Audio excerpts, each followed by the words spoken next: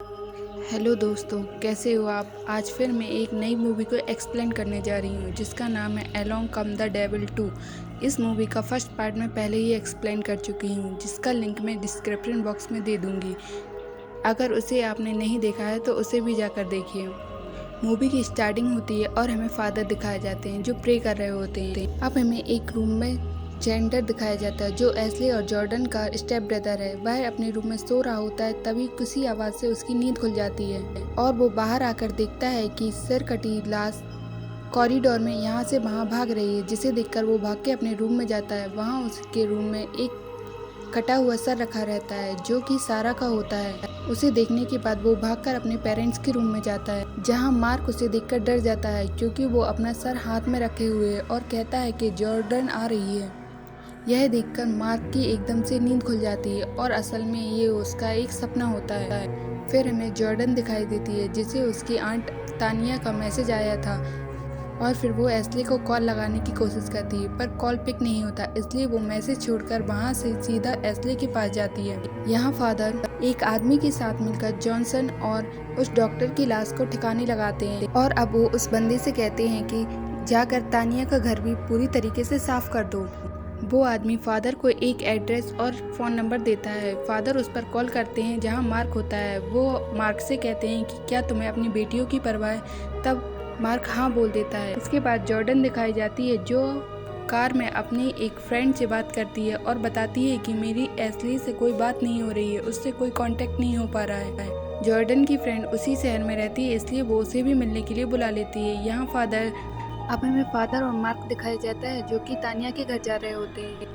Mark कहता है मैंने अपनी बेटियों को कई सालों से नहीं देखा, काश मैं पहले ही एस्ली से मिल लेता।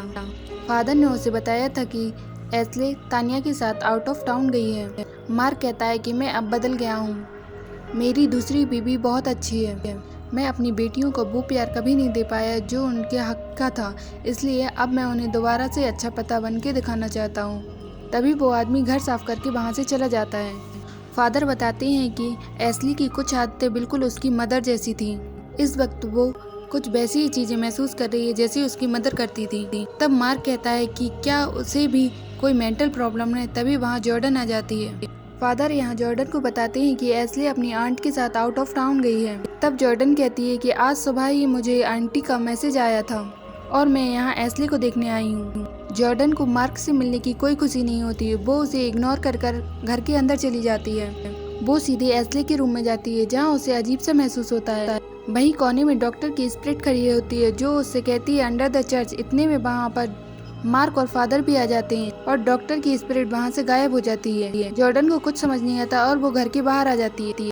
तब वहाँ फादर और मार्क आ जाते हैं। जॉर्डन उनसे पूछती है कि यहाँ क्या चल रहा है और एस्ले का रूम बाकी रूमों से इतना अलग क्यों है। मार्क कहता है कि इन लोगों के वापस आने तक तुम मेरे साथ मेरे घर चलो। इस पर जॉर्डन मान जाती है। फादर जॉर्डन को अपना एक कार्ड देते हैं और कहता है कि कोई भी प्रॉब्लम हो तो तुम मुझे कॉल करना। अब रास्ते में मार्क जॉर्डन से कहता है कि मुझे पता है तुम मुझसे बहुत गुस्सा हो, मैंने तुम लोगों को कभी प्यार नहीं किया। तब जॉर्डन को अपने बचपन की बातें याद आती हैं। मार्क कहता है कि तुम्हारी मॉम की डेथ ने मुझे पूरी तरह डिस्टर्ब कर दिया था, इसलिए तुम लोग मुझसे नफरत करती है और जिसका तुम्हें अधिकार भी है।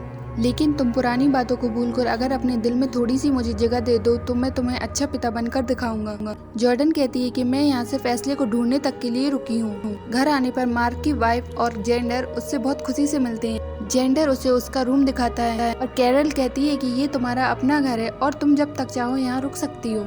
एस्ली कहती है कि मैं यहाँ सिर्फ अपनी बहन को ढूंढने आई हूँ। इस पर कैरन कहती है कि तुम टेंशन ना लो, हम तुम्हारी फैमिली हैं और तुम यहाँ आई इसलिए मुझे बहुत अच्छा लगा। इसके बाद जॉर्डन जेंडर को किसी से बात करते हुए देखती है, लेकिन वहाँ पर कोई भी नहीं था। जॉर्डन के पूछने पर जेंडर कुछ नहीं बताता। इसके बाद वो लोग डिनर के लिए चले जाते हैं। डाइनिंग टेबल पर मार्क कहता है तानिया और एस्ली ऐसे बिना बताए कहाँ चले गए। तब जॉर्डन बताती है कि आज सुबह मुझे तानिया का मैसेज आया था और उसके बाद से मेरा उनसे कोई कांटेक्ट नहीं हुआ। मार्क बताता है कि फादर कह रहे थे कि एस्ले को भी कोई मेंटल प्रॉब्लम है उसकी मॉम की तरह। इस पर जॉर्डन कहती है कि मेरी मॉम को तो कोई मेंटल प्रॉब्लम नहीं थी। इतने में मार्क थोड़ा डिस्टर्ब हो जाता है और वो गुस्से में जेंडर का फोन पकड़कर टेबल पर पटक देता है क्योंकि वो बैठकर मोबाइल चला रहा था। फिर थोड़ी देर बाद वो उसे सॉरी करता है। इसके बाद जॉर्डन और जेंडर सोने चले जाते हैं। कैरन मार्क को कम डाउन करती है। रात में मार्क फिर से जेंडर के रूम में जाता है और उसे एक्सक्यूज करता है क्योंकि उसे बहुत ही गिल्टी फील हो रहा था। इसके बाद वो दोनों प्रे करते हैं और सो जाते हैं। रात में जेंडर उठकर जॉर्डन के रूम में जाता है, तब हमें जेंडर के पीछे एक डिमोनिक एंटिटी भी दिखाई देती है। इसके बाद वो जॉर्डन के बाजू में जाकर सो जाता है। अगले दिन फादर लोगों के घर के बाहर एक क्रॉस लगाता है और उनके दरवाजे पर नमक गिरा देता है। तभी जेंडर आता है और उनसे कहता है कि ये आप क्यों कर रहे हैं, ये उन्हें अच्छा नहीं लगेगा। इतने में मार्क आकर फादर को अंदर ले जाता है। फादर यहाँ मार्क को कुछ बताने की कोशिश करते हैं। इतने में वहाँ कैरन आ जाती है। इस पर वो चुप हो जाते हैं और मार्क को अपने ऑफिस आने का कहते हैं। जाते जाते वो जेंडर से पूछते हैं कि तुमने ऐसा क्यों कहा कि वो गुस्सा हो जाएंगे, वो कौन है। तब जेंडर कुछ नहीं बोलता। तब फादर अपनी बाइबल वहीं टेबल पर रखकर वहाँ से चले जाते हैं। इसके बाद जॉर्डन अपनी उसी फ्रेंड से मिलने जाती है। फादर गाड़ी में बैठकर उसे जाते हुए देख रहे होते हैं। घर के अंदर जेंडर कोई ड्राइंग बना रहा होता है। मार्क कैरन को बताता है कि फादर के पास मेरे लिए कोई जॉब ऑफर है, इसलिए मैं जेंडर को स्कूल छोड़कर सीधा वहीं चला जाऊंगा। उन लोगों के जाने के बाद कैरन एंट्रेंस से नमक हटा देती है और क्रॉस हटाकर वॉल हैंगिंग वापस टांग देती है। इसके बाद जॉर्डन एक शॉप पर पहुंचती है जहां उससे उसकी फ्रेंड नेट मिल जाती है। वो वहां पर वेट्रेस है। तभी वहां नेट का भाई और उसके दोस्त आते हैं जो कि एस्ले के क्लास फेलो हैं। वो उसे बताते हैं कि एक दिन एस्ले क्लास में सो गई थी और फिर चीख मारते हुए एकदम उठी और फिर उसने जॉन्स की जुबान भी काट ली थी। वो बताते हैं कि एस्ले बहुत ही अजीब अजीब हरकतें करने लगी थी। वो अक्सर क्रेजी और आपे से बाहर हो जाती थी। इसके बाद नेट वहाँ आ जाती है और वो उन लोगों को वापस स्कूल जाने का कहती है। और नेट यहाँ जॉर्डन को बताती है कि एक दिन चर्च में एस्ले बहुत ही अजीब तरीके से बर्ताव कर रही थी और उसकी आंखों से खून आ रहा था। ये सब उसकी मॉम ने अपनी आंखों से देखा है। इसके बाद वो बताती है एस्ले की फ्रेंड हैना की भी डेथ हो गई थी। वो लास्ट टाइम एस्ले से मिलने गई थी। स्पिरिट से कांटेक्ट करके तुम्हारी मॉम से बात करने की कोशिश की थी। नेट उसे वो मेथड भी बताती है। नेट बताती है कि चर्च वाली बात यहाँ सबको पता है, लेकिन कोई तुम्हें कुछ नहीं बताएगा। और फिर वो जॉर्डन को गले लगाकर वहाँ से वापस चली जाती है। जॉर्डन वहाँ से सीधे पुलिस स्टेशन जाती है जहाँ वो एस्ले की मिसिंग रिपोर्ट लिखवा रही होती है। तब इंस्पेक्टर उसे बोलती है तुम्हारी सिस्टर मिसिंग नहीं है, तुम्हारी आंट उसे इलाज के लिए बाहर लेके गई है, मैं उन्हें पर्सनली जानती हूँ। वो बताती है कि उस दिन चर्च में जो भी एस्ले के साथ हुआ तब हम सब लोग वहीं थे और हमने सब कुछ अपनी आंखों से देखा है। अब जॉर्डन कहती है कि एस्ले मुझे बताए बिना कहीं नहीं जाती थी, पर इंस्पेक्टर उसकी बात नहीं सुनती और वो उससे उसका नंबर लेकर उसे जाने को कह देती है। यहाँ हमें फादर दिखाए जाते हैं जो अपनी सीनियर सुपीरियर से बात करते हैं। फादर कहते हैं कि चीजें मेरे कंट्रोल से बाहर हो रही हैं, आपने जल्दी कुछ नहीं किया तो मुझे जेल हो सकती है। तब थॉमस उनसे स्ट्रांग रहने के लिए कहते हैं। फादर कहते हैं कि 2 लोगों की डेथ हो चुकी है और तानिया सदमे में है, मैं इसे ज्यादा देर तक छुपा नहीं सकता। थॉमस कहता है कि जल्दी तुम्हें कोई कांटेक्ट करने के लिए आएगा, तब तक तुम इन बातों को राजी रखना। लेकिन फादर इन सब चीजों से पूरी तरीके से टूट चुके होते हैं और वो इन चीजों से अब थक भी गए होते हैं। तभी वहाँ पर मार्क आ जाता है। फादर उससे जॉर्डन का पूछते हैं तो वो कहता है कि उसकी मॉम के साथ जो भी हुआ उसके लिए वो मुझे गुनहगार समझती है, पर मैं उनका अच्छा पिता बनना चाहता हूँ। फादर उसे कहते हैं कि मैं तुम्हें एक सच बताना चाहता हूँ जिसे समझना थोड़ा मुश्किल है। वो कहते हैं कि सारा वाले डीवन ने एस्ले को पोजेस कर लिया है। इस पर मार्क को कुछ भी समझ नहीं आता। तब हमें फ्लैशबैक का एक सीन दिखाया जाता है जहां दिखाया जाता है कि फादर सारा के ऊपर एक्सॉर्सिज्म कर रहे हैं, लेकिन डीमन सारा की बॉडी को छोड़ने के लिए तैयार नहीं था। इस पर फादर सारा के ऊपर हॉली वाटर छिड़क देते हैं और डीमन चिल्लाने लगता है जिससे उसकी बेटी एस्ले डिलीवर हो जाती है। और फादर बताते हैं कि तब से सारा और एस्ले एक ही डीमन से पोजेस हैं। मुझे तब सारा को मरने देना चाहिए था। तब मार्क कहता है कि आप क्या बात कर रहे हो, मैंने खुद सारा की बॉडी को दफन होते देखा था। उसे लगता है कि फादर ये सब नशे में बोल रहे हैं। तब फादर कहते हैं कि मुझे उस समय जो ठीक लगा मैंने वो किया। इस पर मार्क भड़क जाता है और कहता है कि मेरी बेटी कहाँ है, और अगर मुझे पता चला कि इन सब में तुम शामिल हो तो मैं तुम्हें छोड़ूंगा नहीं। तब फादर कहते हैं कि अगली बारी जॉर्डन की है।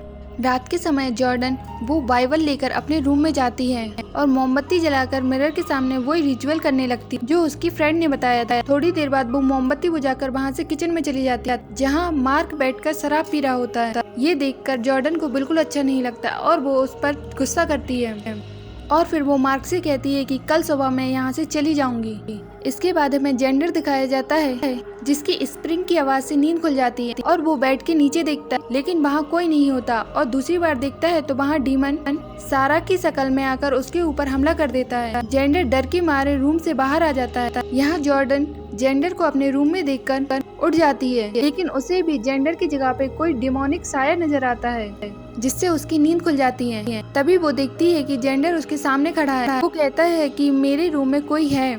इस पर जॉर्डन उसके साथ रूम में देखने जाती है लेकिन वहाँ कोई नहीं होता। जेंडर उसके साथ सोने का बोलता है। पहले तो जॉर्डन मना कर देती है लेकिन लाइट ऑफ करते ही उसे भी वो सिर कटी बॉडी दिखाई देती है। इसके बाद वो उसे अपने कमरे में लाकर सुला लेती है। उधर मार्क को भी सारा की स्पिरिट नजर आती है और उसका वो पीछा करता है लेकिन थोड़ी देर बाद वो गायब हो जाती है जिससे मार्क वहीं बैठकर रोने लगता है और उसे अपने कंधों पर सारा के हाथों का एहसास होता है। जब वो उन्हें पकड़ता है तो उसके हाथ में कुछ अजीब सा लिक्विड लग जाता है। फिर वो ऊपर चेहरा करके सारा की साइड देखते हुए जोर से चीख लगाता है। यहाँ कैरन की भी अचानक नींद खुल जाती है और वो मार्क को बेड पर ना पाकर पानी पीने के लिए उठती है। इसके बाद वो बच्चों के रूम में जाती है और मार्क को पूरे घर में ढूंढती है। इसके बाद वो वापस बेडरूम में आ जाती है जहाँ पर मार्क सो रहा होता है जिसे डीवन ने पोजेस कर लिया है। मार्क के हाथ में एक चाकू होता है जिसे वो कैरन को स्टेप करके मार देता है।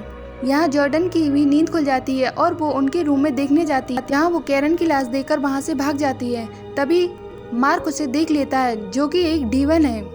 वो भागकर रूम में आती है और गेट लगाकर वहाँ पर टेबल लगा देती है। वो जेंडर को भी जगाती है और उनसे कहती है कि हमें यहाँ से निकलना होगा।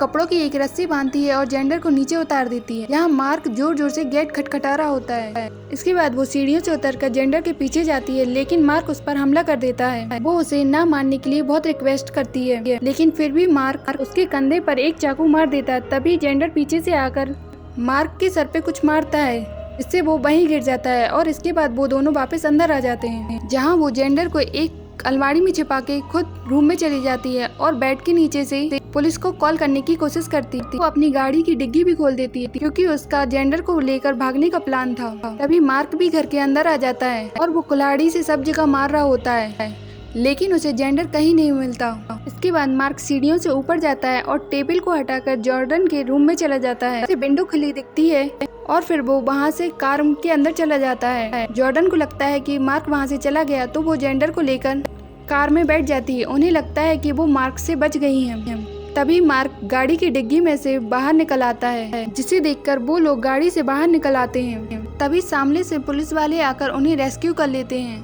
पुलिस वाले उन दोनों को गाड़ी में बिठाकर उनकी गाड़ी को चेक करने जाते हैं। तब उनमें से एक पर मार्क हमला करके उसे मार देता है और फिर वो गाड़ी से उतरकर दूसरे इंस्पेक्टर पर भी हमला कर देता है। इसके बाद वो जेंडर और जॉर्डन के पास गाड़ी में जाता है। तभी वो इंस्पेक्टर उस पर शूट कर देता है। मार्क उन्हें छोड़कर वापस उन इंस्पेक्टर के पास जाकर उसकी आंखें फोड़ देता है। तभी जॉर्डन पीछे से आकर कुल्हाड़ी मार्क के सर पे मारती है और उसकी वहीं मौत हो जाती है। वो इंस्पेक्टर सीनियर ऑफिसर को सब कुछ बताते हैं। अब पुलिस वाले चर्च के बाहर पहुंचते हैं जहां उन्हें डॉक्टर और जॉन्स की बॉडी मिलती है। वो लोग फादर को अरेस्ट कर लेते हैं। फादर उनसे कहता है कि उन्हें बाहर मत निकालो।